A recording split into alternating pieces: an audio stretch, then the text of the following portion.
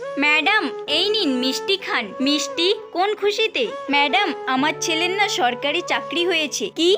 এটা তো অনেক খুশির কথা। হ্যাঁ হ্যাঁ ম্যাডাম, আমি সত্যি বলছি। আরে বাহ, মিষ্টি মুখ তো করতেই হবে। কোন গ্রেডে চাকরি পেয়েছে? ম্যাডাম এ গ্রেডে। এ গ্রেডে? তাহলে তো অনেক ভালো পোস্ট পেয়েছে। হ্যাঁ ম্যাডাম, আমি আর কাজ করব না, আমার বয়স হয়ে গেছে না, এখন থেকে তো ঘরে বসে আরাম করব। এটা তো অনেক ভালো কথা। ঠিক আছে ম্যাডাম, আমি আসছি। Good morning madam. আন্টি, আপনি এখানে কি করছেন? আপনি তো বলেছেন আপনার ছেলে অনেক বড় অফিসে চাকরি পেয়েছে আর ও আপনার সমস্ত দায়িত্ব নিয়েছে, তাহলে আপনি এসব কেন করছেন? আমি যে ছেলেকে আমার দায়িত্ব দিতে চেয়েছি সে আমার দায়িত্ব নিতে অস্বীকার করেছে।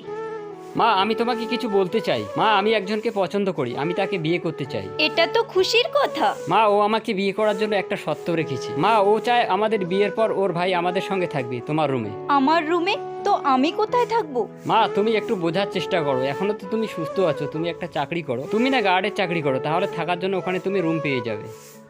আন্টি, আপনার সাথে তো অনেক খারাপ হয়েছে। আন্টি, আপনার যদি কখনো কিছু দরকার হয় তাহলে আমাকে বলবেন। আপনি চাইলে আমাদের সঙ্গে থাকতে পারেন। আমি আসছি।